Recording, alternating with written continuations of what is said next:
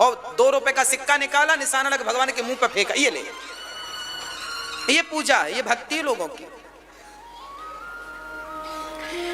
आपको ये नहीं लगता कि भगवान का दर्शन करने में जितना फल है, उससे करोड़ों गुना भगवान का दर्शन औरों को कराने में फल है। कराओ दर्शन। और लोग ये समझते हैं हम भगवान को छू लेंगे तो हमें भगवान में, अरे छूने से काम नहीं बनेगा। भगवान को छूने से क्या भगवान श्री कृष्ण को दुर्योधन ने छुआ नहीं था? क्या रावण ने राम को देखा नहीं था? देखा था, दुर्योधन ने छुआ था। दुर्योधन तो भगवान कृष्ण के सगे समधी हैं, रिश्ते में सगे समधी हैं। क्या छुआ नहीं था? क्या गले नहीं लगे होंगे? क्या हाथ नहीं मिलाया होगा? मेरी मां, आप, दुर्योधन ने भगवान को छुआ था, अर्जुन ने भी भगवान को छुआ था। हर कितना था कि अर्जुन भगवान से प्रेम करते थे और दुर्योधन भगवान से प्रेम, बस। आप भगवान से प्रेम कीजिए, बस। बिहारी जी से प्रेम कीजिए, दिन रात बिहारी जी का चिंतन करिए। दर्शन करने रोज जा सकते हैं तो रोज जाइए, नहीं एक बार दर्शन करके अपनी आंखों में बिहारी जी को बसा लीजिए, फिर जहां दृष्टि डालिए वहां बिहारी जी का दर्शन होगा आपको। छूने के लिए मत भागा करिए भगवान को, पकड़ने के लिए मत भागा करिए भगवान को। अरे तुम मत पकड़ना भगवान को, तुम पकड़े तो भगवान हाथ छुड़ा के भाग जाएंगे। भगवान से कहो, प्रभु ये रहा मेरा हाथ, मैं आपको नहीं पकड़ूंगा, आप आवे और आप मेरा हाथ पकड़ें, मैं पकड़ूंगा तो भाग जाएंगे। भगवान को पकड़ना भक्ति नहीं है, भगवान जिसे पकड़ लेते हैं वो भक्त माना जाता है। आप लोग जबरदस्ती भगवान को पकड़ने भाग रहे हैं। अरे भगवान को पकड़े, भगवान से केवल प्रेम करिए, निष्कपट प्रेम, कोई चाहत ना हो, केवल प्रेम, केवल प्रेम, केवल प्रेम। जैसे माँ अपने पुत्र से प्रेम करती है, जैसे पत्नी अपने पति से प्रेम करती है, उसी प्रकार जैसे गाय अपने बछड़े से प्रेम करती है, उसी प्रकार भक्त केवल भगवान से प्रेम करे, केवल प्रेम करे, केवल प्रेम। भगवान को क्या करना है मेरी माँ? केवल काम करते रहो और भगवान के ख्यालों में। जनाबाई का नाम सुना है? जनाबाई, जनाबाई गांव में रहती थी, झाड़ू पोंछा करती थी, नामदेव जी के घर पोंछा लगाती थी, नामदेव जी के यहाँ बाई का काम करती थी जनाबाई। भक्त नामदेव जी बहुत बड़े भगत थे और भक्तों का जूठन मिल जाए तो भी कल्याण हो जाता। एक तो नामदेव जी बहुत बड़े भक्त, फिर नामदेव जी की बाई काम वाली, वो कैसी होगी जरा सुनो, जनाबाई। नामदेव जी के घर झाड़ू पोंछा बर्तन के लिए आया करती थी, चेली थी जनाबाई। जैसे मीराबाई रैदास भक्त की चेली थी, रैदास जी की शिष्या थी मीराबाई। रैदास जी की क्या थी? शिष्या। मीरा ने कहा है ना, वस्तु अमोलक दी मेरे सतगुरु। मीरा के गुरु रैदास भक्त थे और जनाबाई के गुरु थे नामदेव जी। नामदेव जी ने इन्हें मंत्र दिया था, विठ्ठल विठ्ठल जपती थी जनाबाई और ऐसा प्रेम करती थी भगवान से, ऐसा प्रेम करती थी। और ऐसे एक बार जनाबाई का दर्शन करने कबीरदास जी, जनाबाई के बड़े चर्चे थे कि भाई बड़ी भक्त है, तो जनाबाई का दर्शन करने कबीरदास जी गए। तो कबीरदास जी ने जनाबाई के पास जाकर बोला, जनाबाई से कहा, क्यों ये जनाबाई का घर कौन सा है? तो जनाबाई से पूछ रहे हैं जनाबाई का घर कौन सा है। तो जनाबाई बोली, बाबा क्या करोगे जनाबाई से मिलकर? अरे मैंने सुना है बड़ा भजन करती है जनाबाई। अच्छा। तो जना ने कहा, सुनो वो पड़ोसन हमारे कंडे ओपले चुरा कर ले गई है, थोड़ा हम लेके आए, तुम बैठो। कबीरदास जी बोले, राम राम राम, तुम तो बड़ी भगत हो, तुम कंडे ओपलों के पीछे भाग रही हो? हाँ, ओपलों के पीछे बड़ी मेहनत से तो थापे हैं। कबीरदास जी बोले, अब तो तुम्हारे कंडे चोरी हो गए, तुम कैसे पहचानोगी कि तुम्हारे? अरे बाबा जी चलो। कबीरदास जी को लेके गई जनाबाई, बोले मेरे कंडे अलग हैं। पड़ोसन के पास गई, ए पड़ोसन निकल, वो आई, ए जना क्या हुआ, तू मेरे कंडे चुरा के ले आई, ओपले चुरा कर ले आई। हाँ तेरे ओपले चुराऊंगी क्या, मेरे से आता नहीं है थापना। हाँ हाँ वो देख वो मेरे ओपले रखे हैं, वापिस कर। कबीर दास जी बोले जना कैसे माना जाए कि ये तुम्हारे ओपले हैं। तो जना ने कहा बाबा कबीर, जिन ओपलों को तुम कान में लगाओगे और कान में लगाने से जिन ओपलों से विट्ठल विट्ठल की ध्वनि निकल रही हो, वो ओपले से जना के ओपले हैं। सचमुच कबीरदास जी ने उन ओपलों को कान से लगाया तो जो ओपले जनाबाई के थे उनसे तो निकल रहा था विट्ठल विट्ठल विट्ठल विट्ठल, और जो उस पड़ोसन के ओपले थे उससे कोई आवाज नहीं। अब कबीरदास जी समझ गए राम राम सच कहता है, सच कहते हैं लोग कि ये जना बहुत बड़ी भक्ता है। कबीर जी ने प्रणाम किया जना को। ऐसी जनाबाई थी जो बात आपसे कर रही थी, जितनी देर उसने आपसे बात की उतनी देर में भी उसकी दिल की धड़कन से केवल विट्ठल विट्ठल ही निकलता था।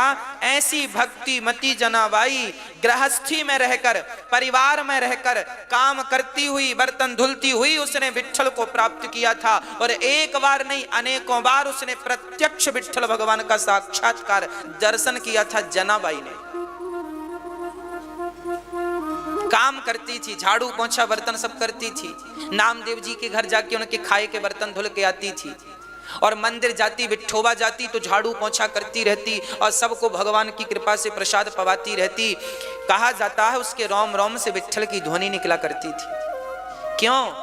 वो तो पूजा नहीं करती थी, ऐसे आरती उतारती, वो तो माला फूल नहीं चढ़ाती थी, वो केवल क्या करती थी मेरी माँ, केवल प्रेम करती थी। आज आप स्पष्ट भाषा में समझ लो, भगवान से किया गया सच्चा प्रेम ही भगवान की सबसे बड़ी पूजा है। और बाकी तुमको लगता है माला पहनाना पूजा है, नारियल तोड़ना पूजा है, सोना चांदी भगवान को चढ़ाना पूजा है, पैसे चढ़ाना पूजा है, ये नहीं मेरी माँ, भगवान से प्रेम करना ही सबसे बड़ी पूजा है। अब ये बताओ कितना प्रेम है। जना को इतना था, नामदेव जी को इतना प्रेम था कि कुत्ता रोटी, मैंने कथा में सुना दिया आपको, कुत्ता रोटी दबा के भागा तो नामदेव जी ने कुत्ते से, सब लोग कह रहे हैं कुत्ता है, नामदेव जी बोले ये भगवान है, हे विट्ठल तुम रोटी लेके जा रहे हो, घी तो चुपड़ लो, घी तो चुपड़ लो। दुनिया कुत्ता देखती है पर नामदेव जी कुत्ते में अपने विट्ठल भगवान का दर्शन, और अंत में भगवान निकलते हैं। जाकी रही भावना जैसी प्रभु मूरत देखी तन तन से। तो भगवान ने विदुरानी के छिलके ग्रहण कर लिए, क्योंकि भगवान भाव के भूखे हैं। भगवान को भोग लगाया करो पर भाव से। मैंने एक दिन मानसिक पूजा आपको बताई कि नहीं, फिर बताऊंगा। भगवान को भाव से लड्डू खिलाया करो। भाव बनाओ कि बढ़िया बढ़िया मोतीचूर के लड्डू बना रहे हैं, और भाव बनाओ कि ठाकुर जी आपके सामने, भाव बनाओ कि आप उन्हें लड्डू खिला रहे हैं, ये भोग है। ऐसे जब थाली परोसा करो तो भगवान के सामने आप लोग थाली ले जाके रख देते हैं, खाओ तो खाओ नहीं तो जा, ऐसे थोड़ी होता है। अरे रोटी तोड़ो, साग लगाओ और भगवान के मुंह में ले जाओ, भाव बनाओ कि भगवान एक खा लिए, चबा रहे हैं हम। फिर दूसरी रोटी तोड़ो, फिर भगवान को भोग लगाओ, फिर भगवान चावल भी है तो दाल चावल सान करके ठाकुर जी खिलाओ। बच्चों को कैसे खवाते हैं, पकड़ पकड़ के, ऐसी भगवान को खवाया करो। और आप लोग ना भगवान को रोटियां रख दे। अब बताओ, हमने बिहारी जी के मंदिर में देखा लोग अपने मिठाई के डिब्बे फेंक देते हैं ऐसे। अब आप हमारे घर आए और हम आपको मिठाई का डिब्बा मुंह में फेंक दें, खा लो अच्छा लगेगा? अच्छा हम आपके घर जाएं और आप हमें मिठाई का डिब्बा फेंक दो, लो महाराज जी खा लो। तो आप तो बिहारी जी के मंदिर में बहुत लोग ऐसे ही करते हैं, मिठाई का डिब्बा फेंक दे, लो खा लो। ऐसे खवाता है कोई क्या? अरे मिठाई का डिब्बा खोलो, बढ़िया पेड़े निकालो और बढ़िया भाव बनाओ बिहारी जी के सामने, हे भगवान आप भोग लगाओ। बिहारी जी को अपने पास बुलाओ ना, बिहारी जी आओ, ये भोग लगाओ, ठाकुर जी अब भोग लगा रहे हैं, खा रहे हैं, ऐसा भाव बनाओ। भाव में जाया करो, भाव सब चीज है, बिना भाव के तो आलू भी नहीं मिलता। लोग पूछते हैं भैया क्या भाव का है, आलू के भाव क्या चल रहे हैं, पूछते कि नहीं? बिना भाव के तो आलू नहीं मिलता, तो बिना भाव के भगवान कैसे मिल जाएंगे भैया? भाव का भूखा हूं मैं, भाव ही एक सार है, और भाव से भजले मुझे तो भव से बेड़ा। बात समझ में आई मेरी माँ? आ गई, चलो आगे चलते हैं। भगवान विदुरानी को कृतार्थ करते हैं दर्शन देकर। इसके बाद भगवान पहुंचते हैं परम धाम। जब भगवान गए तो विदुर जी को याद करते हुए गए। विदुर जी ने कहा, प्रभु हम आपके बिना कैसे रहेंगे। तो विदुर जी मैत्रेय जी के पास चले गए। प्रश्न किया कि सुखाय कर्माणि करोति लोको, सारी दुनिया सुख के लिए कर्म करती है पर मिलता है दुख। विदुर जी ने मैत्रेय जी से कहा, बताएं भगवान ये संसार क्यों बनाते हैं। तब कहा, सुनो, भगवान ये संसार इसलिए बनाते हैं ताकि हम जैसे पतित अपने आप को पावन कर सकें, हम सभी आनंद से रह सकें, जी सकें, आनंद ले सकें, इसलिए ठीक है। तो भगवान फिर अवतार क्यों लेते हैं? बोले जब जब धर्म पर अत्याचार तब तब भगवान ने अवतार। एक बार भगवान नारायण ने ब्रह्मा को उत्पन्न किया। भगवान नारायण ने ब्रह्मा जी को कहां से उत्पन्न किया था मेरी मां? मैया जी, ओ मेरी मां, आप बताओ, ब्रह्मा जी ने, भगवान नारायण ने ब्रह्मा जी को कहां से उत्पन्न किया था? कहां से मैया, आप बताओ। हाँ, कहां से? नाभि से क्या निकले? कमल। कमल में कौन बैठे? ब्रह्मा जी। ब्रह्मा जी के कितने सिर हैं? कितने सिर हैं? ब्रह्मा जी ने चारों दिशाओं में देखने से ब्रह्मा जी के 4 सिर हो गए। चूंकि एक सिर पीछे होता है तो दिखने में 3 ही दिखेंगे। अभी आपको मेरे पीछे का हिस्सा दिख रहा है यहाँ का? नहीं, तो यहाँ मेरा सिर होगा तो दिखेगा आपको। तो ब्रह्मा के सिर हैं तो 4 पर दिखते 3 हैं, क्योंकि एक पीछे की तरफ, तो दिखने में 3, तो लोगों को यही लगता ब्रह्मा के 3 सिर हैं। ब्रह्मा के 3 सिर नहीं है, ब्रह्मा के 4 सिर हैं। चारों सिरों से एक एक सिर से एक एक वेद निकल रहा है। सामवेद, ऋग्वेद, यजुर्वेद, अथर्ववेद, चारों वेद एक एक मस्तक से निकल रहे हैं, अर्थात वाणी गा रही है वेदों को। अच्छा, भगवान नारायण ने ब्रह्मा को उत्पन्न किया। फिर ब्रह्मा ने शंकर जी को उत्पन्न किया। ब्रह्मा जी के यहां भ्रकुटी से रुद्र का अवतार हुआ। रोता हुआ बालक पैदा हुआ, इसलिए उनका नाम पड़ा रुद्र। तो ब्रह्मा, विष्णु और महेश, भगवान नारायण जी, ब्रह्मा जी और शंकर जी, ये तीनों कौन हैं? तीनों एक हैं। क्या है तीनों? आप कहेंगे महाराज जी तीनों एक कैसे हैं? हम बता रहे हैं कैसे। आपके घर में बिजली तो होगी।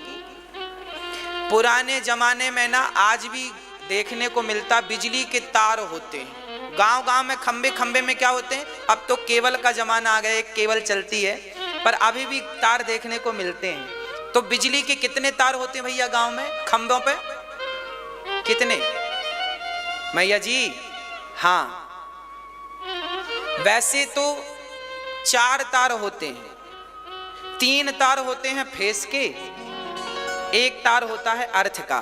कहीं कहीं 5 भी देखने को मिलते हैं और कहीं कहीं 3 भी होते हैं। चलो, मुद्दा ये नहीं है कि तार कितने हैं, मुद्दा यह है कि हमारे गांव में जब लाइट चली जाती थी ना, तो लोग कहते थे दूसरे फेस पे लगा दो। फेस बदलने से एक फेस गोल हो गया तो एक फेस होगा, ऐसी उम्मीदें रहा। और ऐसा होता भी था कई बार, आधे गांव की लाइट जल रही, आधा गांव बंद, अरे लगता है दूसरा फेस चला गया, तो अंटी निकाल कर ऊपर वाले में डाल देते थे बांस से।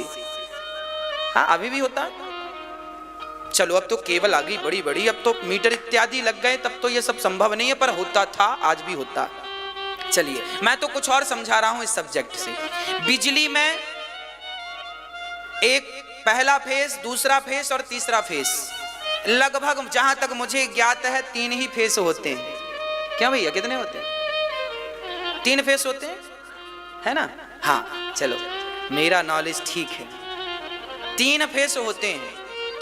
अच्छा, 3 फेस जो हैं, अब ये बताओ कि ऊपर वाला फेस का ज्यादा पावर है या बीच वाले का या नीचे वाले का, या तीनों बराबर हैं?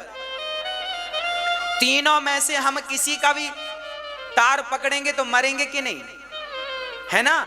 जैसे 3 फेस हैं एक ही काम करने के लिए, जैसे 3 फेस हैं एक ही काम करने के लिए, उसी प्रकार ब्रह्मा विष्णु महेश 3 फेस हैं एक ही काम करने के लिए। वह एक परमात्मा 3 बन गया, जैसे बिजली 3 फेसों में डिवाइड हो गई, उसी प्रकार भगवान नारायण 3 भागों में डिवाइड हो गया। क्यों? क्योंकि बिजली का भी सिद्धांत है ना, एक तार यहां से जाएगा एक तार यहां से जाएगा तो काम बनेगा। एक साथ दोनों लगा दोगे चिंगारी फेंक देगा, आग लगा देगा। उसी तरह भगवान नारायण का काम है, ब्रह्मा का काम है सृष्टि उत्पन्न करना, भगवान विष्णु का काम है सृष्टि का पालन करना, और शंकर का काम है सृष्टि का संहार करना। 3 फेस हैं 3 काम करने के लिए। हाँ, बात समझ में आ रही है? चलिए, उसी अब आप इनमें ये ना सोचा करो ब्रह्मा जी बड़े हैं, शंकर जी बड़े हैं, विष्णु जी बड़े हैं। तीनों बड़े हैं और तीनों एक हैं। एक ही बिजली 3 भागों में डिवाइड हो गई, 3 फेस में। ये एक परमात्मा 3 रूपों में डिवाइड हो गया। इनमें रत्ती मात्र का अंतर समझना। जो व्यक्ति अंतर समझता है मतलब वो मूर्ख नहीं है, वो व्यक्ति, उसे आप मूर्ख नहीं कह सकते। उसे आप क्या समझेंगे? जो आदमी ये कहे कि राम जी बड़े हैं शंकर जी छोटे हैं, जो आदमी ये कहे शंकर जी बड़े हैं राम जी छोटे हैं, जो आदमी ये कहे कि शंकर जी बड़े हैं और कृष्ण जी छोटे हैं और कृष्ण जी बड़े हैं और शंकर जी, जो व्यक्ति ऐसी बातें करे वो, उसे आप मूर्ख ना समझिएगा, उसे आप महामूर्ख समझिएगा। उसका अर्थ यही है कि उसने शास्त्रों का नॉलेज ठीक से नहीं लिया, ज्ञान नहीं है। वह एक परमात्मा 3 शक्ति के रूप में प्रकट हो गए। जो व्यक्ति इन तीनों में रत्ती मात्र का अंतर समझता है, उसे इस अंतर समझने के पाप से घोर नरक जाना पड़ता है ना। इसलिए आपको बिल्कुल उचित ज्ञान हो, फंसाने वाला ज्ञान ना हो। भगवान नारायण ने ब्रह्मा को उत्पन्न किया, ब्रह्मा ने सृष्टि की। ब्रह्मा जी के शरीर के दाहिने अंग से पुरुष, बाम अंग से स्त्री का जन्म हुआ। भगवान सब कुछ करने की सामर्थ्यता रखते हैं। अच्छा, कई बार लोगों को संदेह होता है, ये भगवान, अब कोई अपने शरीर से पुरुष उत्पन्न कर सकता है? कोई स्त्री को उत्पन्न कर सकता है अपने शरीर से? नहीं कर सकता। हम इसलिए नहीं कर सकते क्योंकि हम सामान्य लोग हैं। अच्छा, एक बात बताओ, आपके घर का पानी और गंगा का पानी, इन दोनों की क्या समानता है? कहो जी, क्या दोनों में कोई समानता है? अरे, घर का पानी बोतल में भर के रख दो, 10 दिन में खराब हो जाएगा, महक जाएगा, दुर्गंध आ जाएगी। पर गंगा का पानी 10 साल तक धरा रहेगा तो उसमें दुर्गंध आने वाली।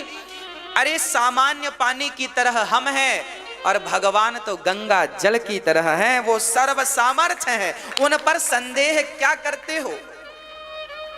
उन पर डाउट क्या करते हो? भगवान संकल्प से सब काम करते हैं। क्या करते हैं मेरी मां? संकल्प से। ब्रह्मा के शरीर से मनु और शत्रुपा का जन्म हुआ। मनु शत्रुपा की 5 संतानें भई, 3 बेटियां और 2 बेटे। आकुति, देवहूति, प्रसूति नाम की 3 पुत्रियां, प्रियव्रत, उत्तानपाद नाम के 2 बेटे।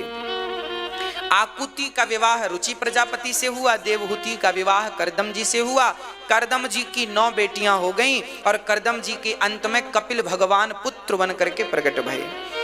जैसे ही करदम जी के यहाँ कपिल भगवान आए तो करदम जी को वैराग्य लेने का समय अब नजदीक आया। अपनी पत्नी से हाथ जोड़ करके कहा, देवी मुझे आज्ञा दो, अब मेरा बेटा हो गया है, बेटा आपके बुढ़ापे के सहारे के काम आएगा, मुझे आज्ञा दो, मैं भगवत चिंतन भजन करने के लिए जाऊं। करदम जी घर से निकल गए भगवत चिंतन करने के लिए। हाँ जी, हर टाइम घर पे ना पड़े रहा करो। घर परिवार में रहकर भी घर परिवार का मोह ना रखा करो। समय 25 साल तक ब्रह्मचारी रहो, 50 साल तक गृहस्थी रहो। कितने साल तक गृहस्थी रहना है मेरी माँ? 50। चलो 10 साल हमारी तरफ से और ले लो, 60 साल तक घर में रहो पत्नी के साथ, परिवार के साथ। पर 60 के हो गए, अब तो मन हटाओ घर से, अब तो भगवत शरण में आओ, अब तो भगवान को देखो। बुढ़ापा बिगाड़ मत लेना मेरी माँ। लड़कपन विद्या अर्जित करने का है, जितना पढ़ना है पढ़ ले बेटा, 25 साल तक पढ़ ले, जितना पढ़ना जल्दी जल्दी पढ़, क्योंकि 25 साल तक पढ़ना ही पढ़ना है। पढ़ लो, जितना पढ़ोगे काम आएगा कल। आज की विद्या कल काम आती है, आज की विद्या कल काम आती है। पढ़ लो, कब तक? 25 साल तक पढ़ो, और 25 साल से 50 साल तक खूब पैसे कमाओ, खूब पैसे कमाओ, खूब पैसे कमाओ, खूब, पर धर्ममय पैसे कमाओ, ईमानदारी से कमाओ, कमाओ और दान पुण्य भी करते रहो। खूब पैसा कमाना चाहिए। आज हमारे भारत के बच्चे बस यही सोचते हैं 25,000 की नौकरी मिल जाए, 50,000 की मिल जाए, 1 लाख की मिल जाए, बस। आपकी सोच ही सीमित है, हम क्या करें? आपने ये क्यों नहीं सोचा कि आपको 10 लाख रुपए महीने कमाना है? आपने ये सोच बना ली कि हमें नौकरी पाना है। आपने ये थिंकिंग क्यों नहीं की कि हमें नौकरियां लोगों को देना है, रोजगार पैदा करना है। रोजगार लेने वालों में अपना नाम मत दर्ज कराना, रोजगार देने वालों की लिस्ट में अपना नाम दर्ज कराना। बच्चों को यही सिखाओ कि तुम्हें रोजगार लेने वाला नहीं बनना, रोजगार नौकरी लेने वाले मत बनो, नौकरियां दे। ये बच्चों को बचपन से तैयार करो, बेटा तुम्हें नौकरी देना है, 50 लोगों को नौकरी दो, 100 लोगों को नौकरी दो, 10 लोगों को नौकरी दो, और नौकरी लेने का बिल्कुल सपना छोड़ दो। अभी से तैयार करो बच्चे को, तब भारत हमारा मजबूत बनेगा। आज चाइना, हर चीज भारत में चाइना से खरीदी जाती है। बच्चों के खिलौने चाइना से आते हैं, मोबाइल चाइना से आते हैं। कोई एक चीज, आपके घर में 10 वस्तुएं हैं, 10 इलेक्ट्रिक सामान हैं, उनमें से 8 तो चाइना की होंगी। अधिक से अधिक सामान जो आपके घर में भरा पड़ा, अधिक से अधिक चाइना का है। भारत में बनता क्या है? क्योंकि भारत के लोग तो यही माँ बाप सोचते, बेटा नौकरी कर लेना, बस नौकरी कर ले, बस। उनने व्यापारी, उनने बिजनेसमैन बनाया ही नहीं बच्चों को, फैक्ट्रियां डलवाई ही नहीं, फैक्ट्रियों के बारे में सोचा नहीं, तैयारियां की नहीं, बच्चों का माइंड सेट कर दिया नौकरी करना है, बस नौकर बन के जीना। मालिक बनने की सोच रही नहीं, तो मालिक बन नहीं पाए, निर्भर हो गए चाइना पर। वो कोरोना को धन्यवाद देना, कोरोना को धन्यवाद देना कि कोरोना ने भारत को आत्मनिर्भर बनाने की प्रेरणा दी है। कोरोना ना आता तो अभी 50 साल तक भारत ये नहीं सोचता कि हमें भी आत्मनिर्भर होना है। वो तो कोरोना आ गया तो धन्यवाद दो भगवान का कि कम से कम भारत आत्मनिर्भर की बातें तो करने लगा। नहीं तो हमारे भारत में तो खिलौने भी, तुम जो बच्चे खेलते हैं ना, वो भी चाइना के खेलते हैं। भारत में बनता क्या है? मेरी माँ, अब ये सोच आपको बदलनी है, अपने बच्चों की अच्छी सोच बदलनी है, बनानी है। बच्चों को काम दो, कैसे कुछ भी करो, कैसे भी। मैं तो केवल यहां से सूत्र दूंगा, उनमें विचार आपको करना है। छोटा ही लघु उद्योग डालो, पहले काम छोटा शुरू करो, फिर धीरे धीरे उसी पैसे से बढ़ाते जाओ और इतने सफल उद्योगपति बनो कि खिलौने भारत में आए ना, भारत के खिलौने से ही चाइना के बच्चे भी खेलें। चाइना में यहां से खिलौने जाएं, वहां से आए ना। हम देने वाले बने, लेने वाले ना बने।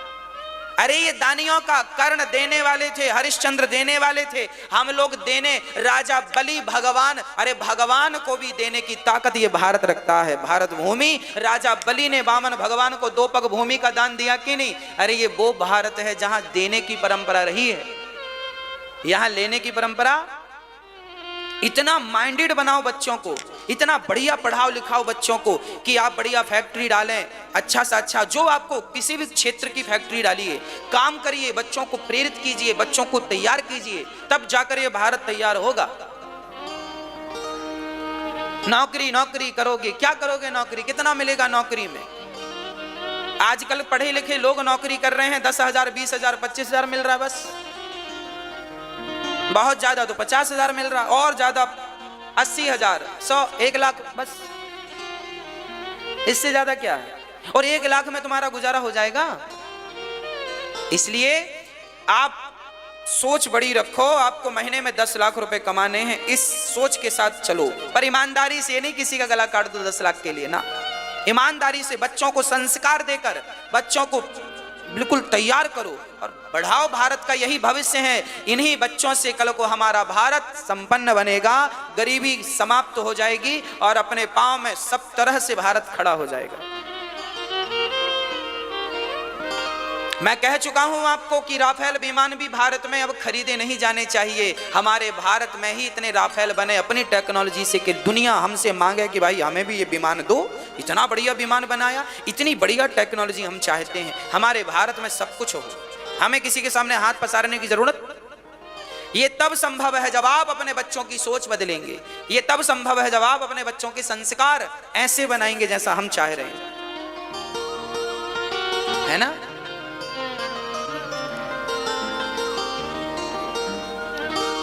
50 साल तक खूब मेहनत करो, अकर्मण्य होके घर में ना बैठे रहो, मेहनत करो। 2 पैसे आने चाहिए, इस विचार से घर से चलो, कमाओ, कुछ भी करो, बिजनेस करो, खुद का काम करो। दूसरे की नौकरी से अच्छा खुद का काम है।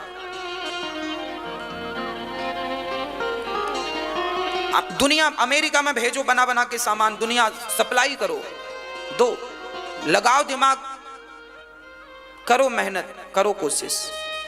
Nothing is impossible, everything is possible। असंभव क्या है, सब कुछ संभव है, बस आपकी सोच हो तो। कहते हैं जो व्यक्ति जैसा सोचता है वैसा हो जाता है। भारत के बच्चे मेरी तरह सोचेंगे तो वैसा ही भारत हो जाएगा, विश्वास है मुझे। सोच अच्छी हो तो सब अच्छा है, पर विडंबना यह है कि सोच भी यहां तक पहुंचे तब। आज 10 लाख रुपए महीने की लोग सोच भी नहीं सकते, इतनी सोच भी सबके बस की बात नहीं। पर आप रखो, आपको कमाना है 10 लाख रुपए महीने, आपके बच्चों को कमाना है 10 लाख रुपए महीने, और 10 लाख कमा करके महीने में 1 लाख मेरी माओ के नाम पे भेजना है। हाँ? मेरी वृद्ध माओ की सेवा में। हम तो यही दिन रात प्रार्थना करते हैं मेरा भारत संपन्न हो, जल्दी जल्दी आप लोग 10-10 लाख रुपए महीने कमाएं। तो फिर आप जल्दी जल्दी देंगे तो जल्दी से यहाँ पे हॉस्पिटल बनाना है ना, हमें हॉस्पिटल बनाने में बड़े खर्चे होंगे। यहाँ हॉस्पिटल, ये दास अनिरुद्ध गौरी गोपाल हॉस्पिटल बनेगा, ऐसा हॉस्पिटल बनेगा जहाँ संपूर्ण भारत का इलाज निःशुल्क होगा। बड़े से बड़ा ऑपरेशन, बड़े से बड़ी चिकित्सा फ्री में निःशुल्क होगी। और अभी भी चिकित्सा चालू है, ऐसा नहीं है कि होगी जब होगी, हॉस्पिटल तो बनेगा। पर अभी भी गौरी गोपाल वृद्धाश्रम में डॉक्टर साहब बैठते हैं, 100 मरीज रोज आते हैं अपना इलाज कराने, आप भी आकर देख सकते हैं। सबको निःशुल्क दवाई मिलती है, सबको डॉक्टर इलाज देते हैं। मुझे लगा एक बार मैं निकल रहा था तो कोई बूढ़ी माँ बोली, बेटा बेटा देखो यहाँ शरीर में बहुत खुजली हो रही है और ये दवाई के पैसे नहीं है, किसको दिखाएं। तब मुझे लगा कैसी कितनी गरीब माताएं, गरीब लोग होंगे जिनको दवाई नहीं नसीब हो रही है। तब मुझे लगा कि मुझे इलाज शुरू करना चाहिए। तब एक डॉक्टर को हमने, अच्छे डॉक्टर को जिनका बड़ा सफल इलाज होता है, उन डॉक्टर को बिठाकर सबके लिए निःशुल्क दवाई की दास ने व्यवस्था की।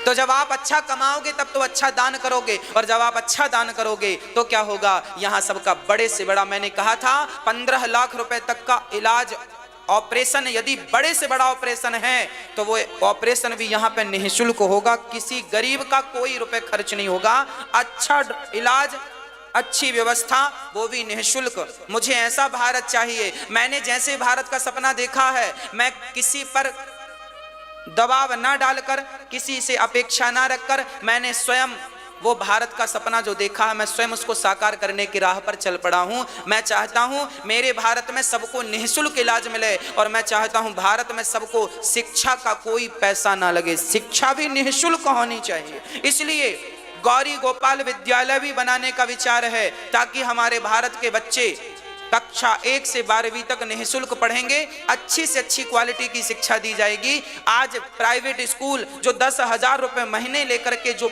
बच्चों को शिक्षा देते हैं, वो यहाँ पर फ्री में वो शिक्षा दी जाएगी। ऐसा मेरा सपना है। और मैं इसी राह पर चल पड़ा हूं। इसलिए कहता हूं आप 10 लाख रुपए महीने कमाने का भाव रखो और 1 लाख रुपए दान करोगे। आप सभी जब दान करोगे तब तो हम विद्यालय निःशुल्क चला पाएंगे, तब तो हॉस्पिटल निःशुल्क चलेगा। भाई कुछ करना है तो अर्थ की जरूरत पड़ती है कि नहीं? माताओं की सेवा तो यहां हो ही रही है, जरूरतमंद माओं की सेवा तो यहां चल ही रही है, पर भारत को कुछ देकर जाना है। मैं चाहता हूं कि मैं अपने भारत को 2 चीजें गिफ्ट करके जाऊं और अपने बच्चों को बहुत सारी शिक्षा और प्रेरणा देकर जाऊं। जैसे स्वामी विवेकानंद जी ने मरने के पहले भारतवासियों को प्रेरणा दी, जैसे पृथ्वीराज चौहान महाराणा प्रताप ने मरने के बाद समाज को, भारत को प्रेरणा दी, ऐसे ये दास अनिरुद्ध चाहता है कि मरने के पहले मैं अपने भारत के बच्चों को कुछ शिक्षा देकर के प्रेरणा देकर जाऊं, एक विद्यालय देकर जाऊं, एक स्कूल देकर जाऊं, ऐसा जो बहुत बड़ा हो, जहां हजारों बच्चे पढ़ें और हजारों लोगों का निःशुल्क इलाज हो। ऐसा मेरा सपना है। इसके लिए आपको मेहनत करनी पड़ेगी, खूब काम करो, खूब पैसे कमाओ, मन लगा के काम करो, 1 घंटा एक्स्ट्रा काम करो, ताकि आप अपनी जरूरतें भी पूरी कर पाएं और उसमें से दशांश दान कर पाएं, ताकि आपको पुण्य का भी फल प्राप्त हो। दानम दुर्गति नाशनम, दान से दुर्गति समाप्त होती है। मेरी माँ, दान से क्या मिटती है? दुर्गति। एक भिखारी आज घर से निकला, जरा सुनिएगा मैया जी, एक भिखारी आज घर से निकला, उसकी झोली में, अच्छा भिखारी लोग भी जब झोली घर से लेकर निकलते हैं ना तो झोली खाली नहीं रखते, क्योंकि खाली झोली लेके निकलना अपशगुन माना जाता है। आप लोग भी अपनी तिजोरियां खाली ना होने दिया करो, जहां पैसे रखते हैं ना वो बिल्कुल खाली ना हो, भले 2 रुपए पड़े रहें पर पड़े रहें, वो शगुन होता है, शुभ होता है। बिल्कुल पर्स खाली ना हो, आपका जो बटुआ है वो भी बिल्कुल खाली ना हो, भले 2 रुपए ही आखिरी में पड़े रहें पर पड़े रहें, खाली नहीं होना चाहिए, अब शगुन होता है। हाँ जी, अब देखो शगुन अब शगुन तो अपनी जगह है, पर नहीं खाली हो तो अच्छा ना। भगवान हम तो कहते हैं आपका बटुआ भरा ही रहे। हमारी माताएं 50-50 लाख रुपए लेके चले, हम तो ये चाहते हैं खूब पैसा हो आपके पास, हम तो ये चाहते हैं। चलिए, एक भिखारी घर से निकला तो अपनी झोली में गेहूं 1 मुट्ठी डाल लिया। झोली खाली नहीं होनी चाहिए ना, भिखारी का भी भाव ये था। चला, आज भिखारी सोच रहा था, आज काश राजा मिल जाता और राजा मुझे बढ़िया भीख दे देता तो मेरा काम बन जाता। सोच ही रहा था कि राजा की पालकी सामने से आ गई, राजा की पालकी सामने से आ गई। आज राजा पालकी से उतरा, भिखारी ने देखा राजा आ रहा है, शायद मुझे भीख देगा। भिखारी प्रसन्न हुआ, तभी राजा पालकी से उतरा और भिखारी के सामने आकर खड़ा हो गया। भिखारी दंग रह गया, जब सोच रहा तो वही हुआ, लगता है राजा देगा, पर उल्टा हुआ। राजा ने अपनी झोली फैलाई भिखारी के सामने, भैया आज हम आपसे कुछ मांग रहे हैं। आज राजा ने भिखारी से कुछ मांगा तो भिखारी दंग रह गया, राजा मांग रहे हैं। तो भिखारी ने अपनी झोली में हाथ डाला तो मुट्ठी भर गेहूं आ गया। तभी भिखारी को लगा, हे भगवान, मुट्ठी भर आया तो पूरा है, जितना था पूरा आ गया। अब भिखारी ने सोचा यदि मैंने सारा दे दिया तो इस राजा को कोई कमी है क्या? तो राजा, उस भिखारी ने अपनी मुट्ठी ढीली कर दी, और ढीली कर दी तो बहुत सारे दाने उसकी झोली में गिर गए। मात्र 8-10 दाने रह गए। तो 8-10 दाने भिखारी ने राजा को यूं दे दिया, ये लो। राजा लेकर चले गए। भिखारी ने पूरे गांव में भीख मांगी, आज उसे बहुत मिला। जब घर लेकर आया, उसने सारा अनाज रखा तो उसने देखा कि उसके अनाजों में कुछ चमक रहा है। ध्यान से देखा तो उतने ही दाने सोने के हो गए थे जितने दाने उन्होंने राजा को दान में दिए थे। 8 गेहूं के दाने उन्होंने राजा को, 8-10 दाने, तो देखा तो 8-10 दाने गेहूं के वो सोना बन चुके थे। अब भिखारी रोया, हे भगवान, मुट्ठी भरी थी पूरी दे दिया होता तो पूरा सोना बन जाता, ये 10 ही सोना बना। मतलब आप जितना दे रहे हैं वो आपको सोने की कीमत दे करके जाएगा, सोना बनकर आपको मिलेगा। दिया हुआ दान कभी व्यर्थ नहीं जाता। जितना हम देते हैं, अरे किसान खेत में 1 कुंटल गेहूं डालता है तो 4 महीने में 20-25 कुंटल आता है कि नहीं? जब जमीन जब भारत माता जब मिट्टी 25 गुना करके लौटाती है तो विचार करो बिहारी जी कितने गुना करके लौटाएंगे। और यहाँ जितनी माताएं रहती हैं ना, ये सब बिहारी जी की माताएं हैं, ये सब यशोदा मैया हैं, आज की यशोदा हैं। इन सभी माओं की सेवा आपकी परम जिम्मेदारी है। आपकी भी ये माएँ हैं, आप भी इन माओं की सेवा में अपने दोनों हाथ बढ़ाएं, एक एक माँ का सहारा बने। मात्र 21,000 रुपये देकर आप किसी एक माँ का सहारा बन सकते हैं। तो प्रिय भक्तों, आपका दिया हुआ एक छोटा सा योगदान है, वो करोड़ों जन्म तक नरक जाकर के यातनाएं भोगता है। धर्म त्याग दिया तुमने, हिंदू से तुम क्रिश्चियन हो गए, तुम्हें लाज नहीं आई। इसलिए विधाता ने जो तुम्हें बनाया है, जो आपके संस्कार हैं, उन्हीं में पलो बढ़ो, उन्हीं में आनंद से रहो। हम भूखे रह जाएंगे, मर जाएंगे, पर क्या अपने धर्म को छोड़ देंगे? मर जाए तो मर जाए, मरेंगे, इससे ज्यादा और क्या होगा। तलवार चल गई। जब हमारे देश में मुगल आए और पृथ्वीराज चौहान को पकड़ लिया था, पृथ्वीराज चौहान ने आक्रांताओं को पराजित किया। पृथ्वीराज चौहान को पकड़ लिया, आंखें फोड़ने के पहले बोला था उन आक्रांताओं ने कि तुम धर्म परिवर्तन कर लो, हम आंखें नहीं फोड़ेंगे। पृथ्वीराज चौहान ने कहा साहब इन आंखों का अब काम पूरा हो चुका है, फोड़ दो, अंधे होके रह लेंगे, गर्दन काट दो, मर जाएंगे, पर अपना धर्म नहीं छोड़ेंगे। ये आंखें फोड़ दी। फिर आक्रांताओं ने कहा कि सुना है तुम शब्द भेदी बाण जानते हो, चलाओ।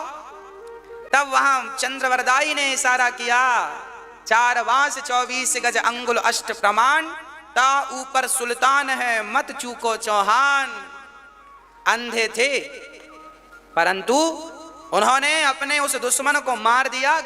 यहां बाण लगा कंठ में, प्राण निकल गए। हंस रहा था और वो शब्द भेदी बाण था, जहां से आवाज निकल रही थी जाके लगा, कंठ से आवाज निकलती है, गया लगा। चंद्रवरदाई ने पृथ्वीराज चौहान को मार दिया, इसलिए कि दुश्मन के, देखो हमारे भारत में यह भी परंपरा रही है, चंद्रवरदाई ने चाकू से दुश्मन के हाथों ना मरे, इसलिए मार कर खुद मर गए। चंद्रवरदाई ने फिर अपने आप को मार लिया कटार, इसलिए ताकि हमारा राजा ये विदेशी इन लोगों के हाथ ना मरे। अरे मरना भी शान है, जब अपनी मिट्टी में कोई मरता है तो अपनी मिट्टी में मरो शान से। कई बार मैं सुनता हूं लोग अमेरिका गए वहीं मर गए। हरे राम राम राम राम। अपनी मिट्टी, राम जी अयोध्या से जब गए थे 14 साल के लिए तो अपनी माटी लेके गए थे, अपने वतन की, अपने भारत माता को साथ लेकर गए थे।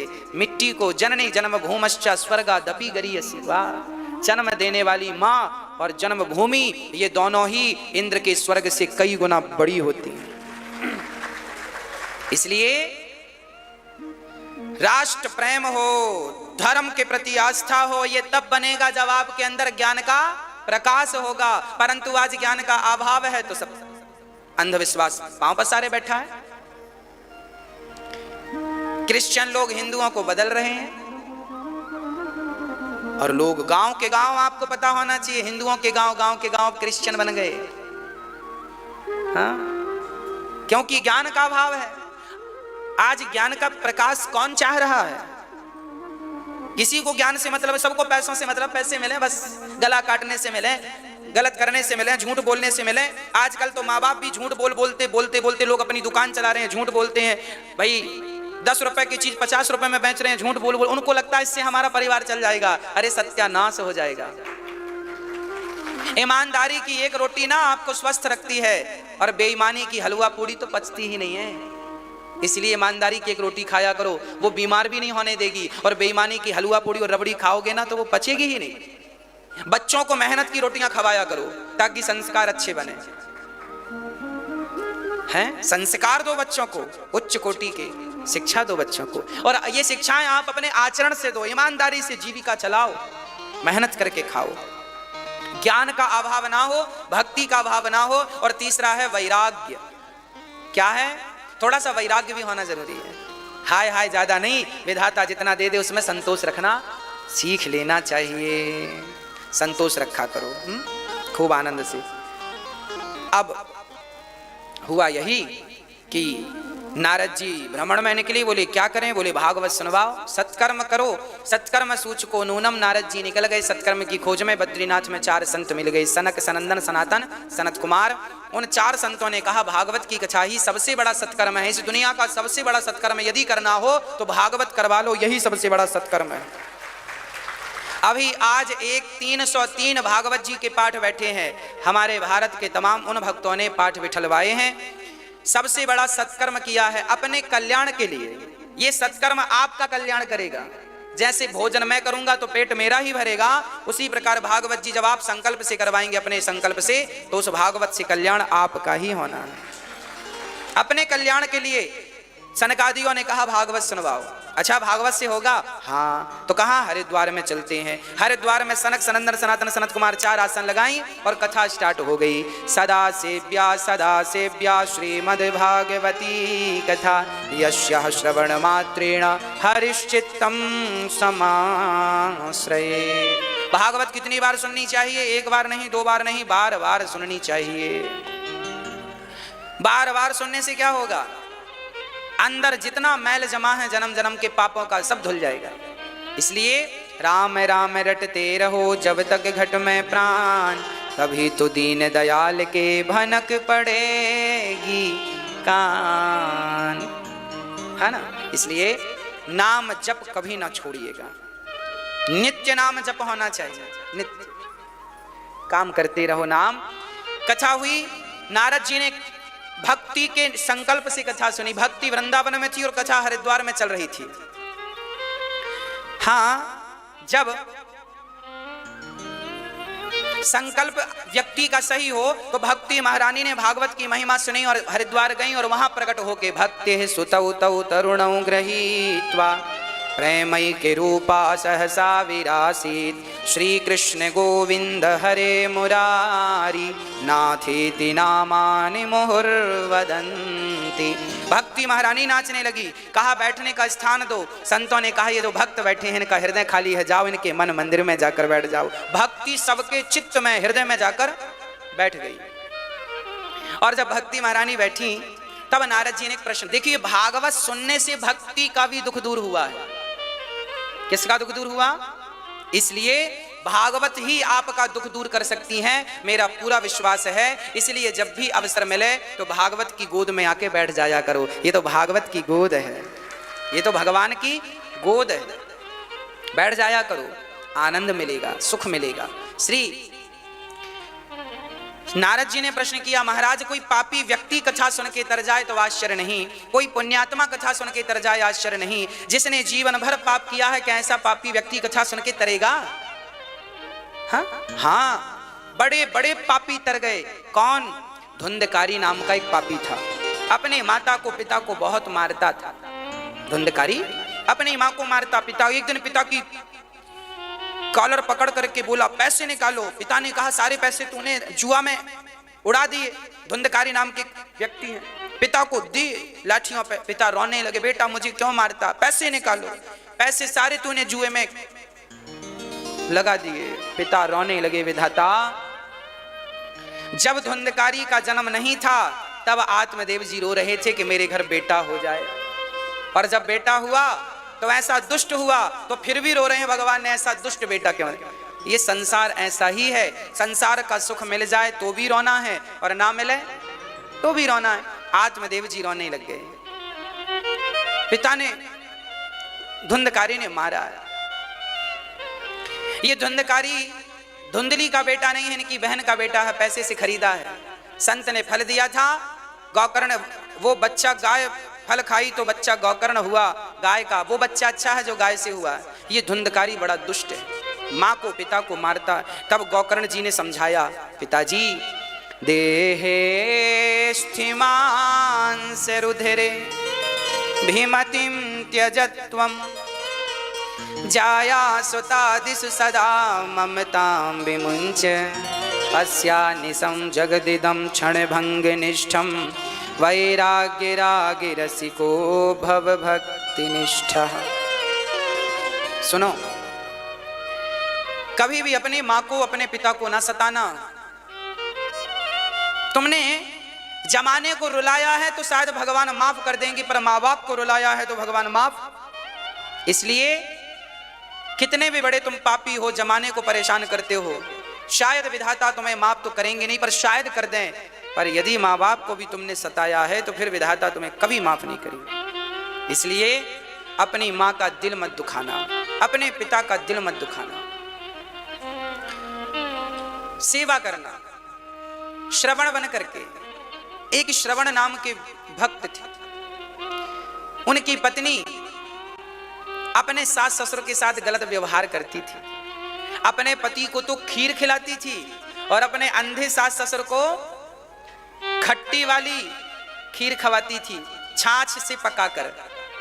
दूध की खीर तो पति को परोसती और खुद खाती, और छाछ डाल के, चावल पका के, नमक डाल के वो अपने सास ससुर को दे देती। एक दिन पिताजी और माँ जी खा रहे थे, श्रवण जी भी आज बैठ गए। तो देखो दोनों की थाली दिखने में तो एक सी थी, दोनों सफेद थी। पिता की थाली ज्यादा गर्म थी तो श्रवण ने कहा, पिताजी मैं आपकी थाली ले लूं, मेरी ठंडी आप खा लो। पिताजी ने जब थाली खाई, खीर खाई, तो पिता ने कहा, बेटा आज घर में कोई त्योहार है क्या? क्यों पिताजी? बोले आज घर में खीर बनी है बेटा, आज हमने वर्षों बाद खीर खाई है। श्रवण ने कहा, पिताजी खीर तो रोज बनती है घर में, मैं तो रोज खाता हूँ और आप भी मेरे सामने बैठ के खाते हैं। ना बेटा मैं खीर नहीं खाता, मैं तो खट्टी वाली खीर खाता हूँ। अच्छा, अब पिता की थाली उठाई और एक निवाला लिया, खट्टा था। समझ गए कि मेरी पत्नी मेरे पिता और माँ के साथ ऐसा व्यवहार कर रही है। तुरंत श्रवण कहने लगे, अब मैं अपनी माँ और अपने पिता की सेवा किसी और के भरोसे नहीं छोड़ सकता, मैं खुद करूंगा। और पिता से कहा, पिताजी आपकी इच्छा क्या है बताओ, अब ये आपका बेटा आपकी सेवा करेगा, बताओ आपकी इच्छा क्या है। तब श्रवण के अंधे माता पिता ने कहा, बेटा हमारी इच्छा है कि हम चारों धाम का दर्शन कर लें। अरे भारत का व्यक्ति जब देर सवेर कभी उसको बुद्धि समझ आती है ना, तो चारों धाम का वो दर्शन करना चाहता है। जाया करो, आप भी जगन्नाथ जी का दर्शन किया करो। आप भी जगन्नाथ भगवान के सामने हाथ जोड़ के कहा करो, प्रभु आपका दास आपके चरणों में है, प्रार्थना किया करो, प्रेम की निगाहों से उन्हें देखा करो। आपके लिए ही तो हाथ पसारे खड़े हैं द्वारिकाधीश जी। जाओ चाओ। श्रवण ने कंधे पर माँ बाप को बिठाया और चारों धाम की पैदल क्या कराई। अरे तब का बेटा माँ बाप को कंधे पे बिठा के चारों धाम की यात्रा करा सकता था, तो आज का बेटा कंधे पे ना सही, कावड़ पे ना सही, तो कार पे बिठा के तो करा ही सकता है चारों धाम की यात्रा। तो आजकल के बेटे अपने माँ बाप को चारों धाम की यात्रा कराएं, उन्हीं से उन बेटों की सार्थकता है। बहुत पैसा कमाना बहुत अच्छी बात है मेरी माँ, पर उस पैसे के कारण अपने बूढ़े माँ बाप को भूल जाना क्या अच्छी बात है? नहीं। कल हमारे पास ये मैया जी आई, देखो ये मैया जी हैं, क्या इन्हें अपने बेटे की जरूरत नहीं है? क्या बेटे को इनकी जरूरत नहीं है? इस उम्र में भाई कौन अपने घर से ऐसे माँ बाप को निकालता है? पर कलयुग है, ये देखिए वृद्धावस्था है, ये माँ है, आपकी और मेरी माँ है।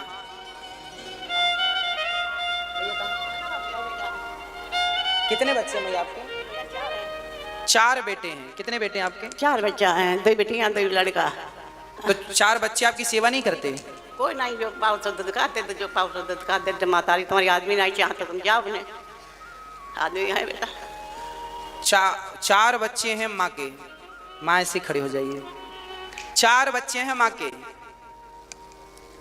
4 बच्चों में एक भी बच्चा माँ की सेवा नहीं करता। मैया यहाँ आई हैं, ये उम्र क्या दर दर की ठोकर खाने की है?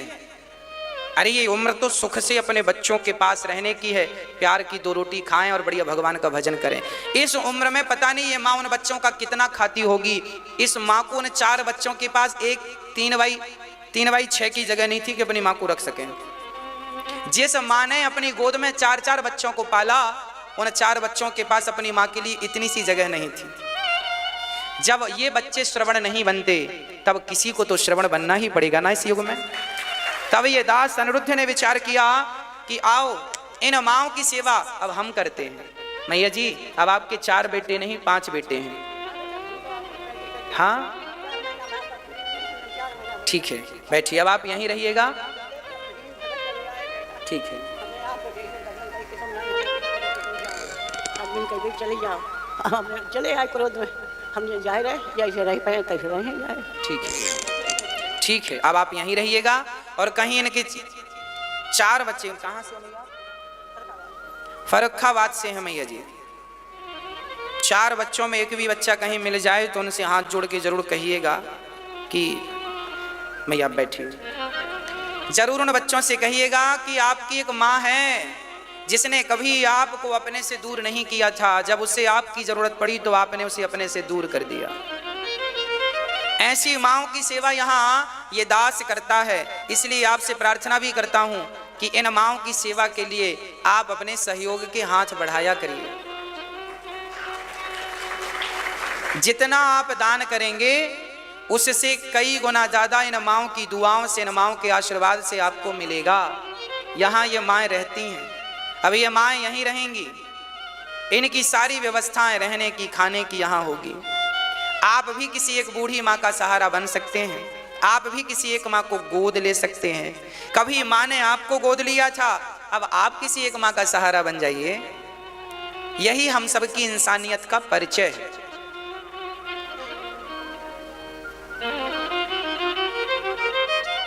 इन माँओं की सेवा मुझे लगता है ये माएँ नहीं है, इन माँओं के रूप में भगवान ही हमारी सेवा को स्वीकार करने आ रहे हैं। इन माँओं के रूप में भगवान ही हमारी सेवा को क्या कर रहे हैं? मेरी माँ स्वीकार कर। इसलिए आप इन माँओं की सेवा में अपने ये दोनों हाथ बढ़ाइएगा। आओ, कुछ भक्तों ने इन माँओं की सेवा में हाथ बढ़ाए हैं। यहाँ पर रोज अन्न क्षेत्र भी चलता है जहाँ हजारों लोग पेट भर के प्रसाद पाते हैं।